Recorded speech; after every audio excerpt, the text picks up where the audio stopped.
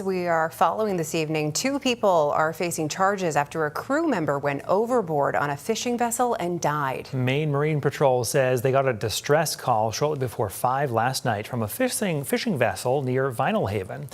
Members of Marine Patrol say Marshall Ames was already been brought to shore on Dyer Island and was pronounced dead.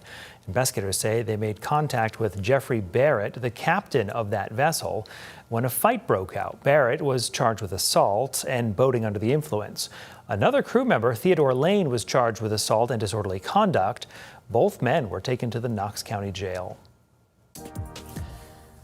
Police are investigating a crash that left 1 man dead in Ellsworth. We're told Thomas Gaddis was driving on Bucksport Road when he crossed the center line and hit another man's truck head-on. They say Gaddis died at the scene. The other driver is recovering from minor injuries. A man from Wiscasset now facing a manslaughter charge for a deadly crash from back in January. The Cumberland County Sheriff's Office announcing the arrest now of Alton Wyman. Police believe he was driving under the influence when the crash happened. Jean Appleby Johnson stopped her car in Harpswell. She was outside when the truck crossed the center line, killing her. Wyman is also charged with OUI, cocaine possession, and violation of conditions of release. He's being held on $15,000 bail.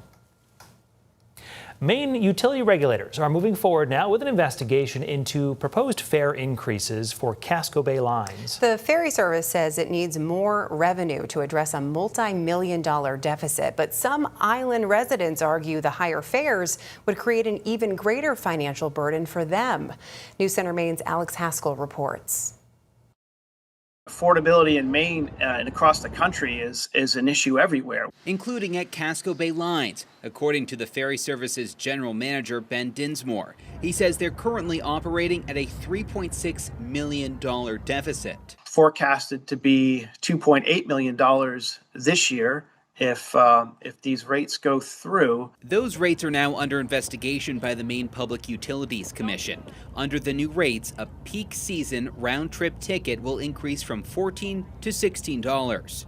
An annual island resident pass will also increase by $2 to $435. We think that we've come up with a system that protects island affordability while also ensuring that we can generate the revenue that we need. But some island residents say the rates will make life more expensive for them when they're already struggling to make ends meet. Because it has the monopoly, obviously, it is our only choice. And so when Casco Bay Lines makes a change in rates, that affects a lot of people.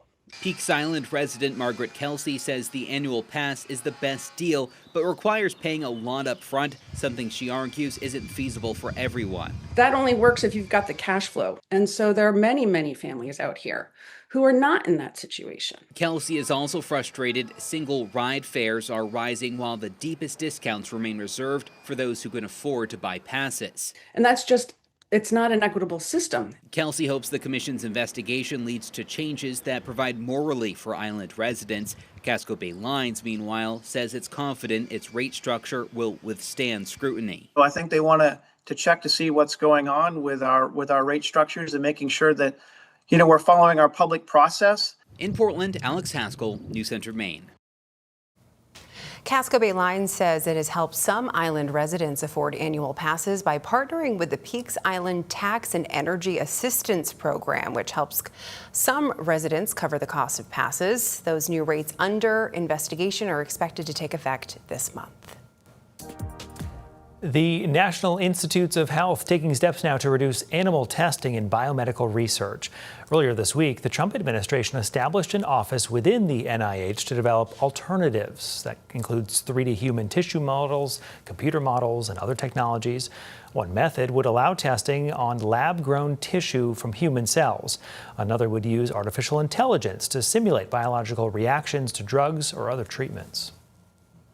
Some relief for drivers at the end of this week. The national average for gasoline dropping below $4 a gallon this week. According to AAA, the average is now $3.97. However, the Federal Reserve kept interest rates unchanged, adding another layer of uncertainty, including for the price of gas. Gas prices began to drop in anticipation of the U.S. signing a deal with Iran.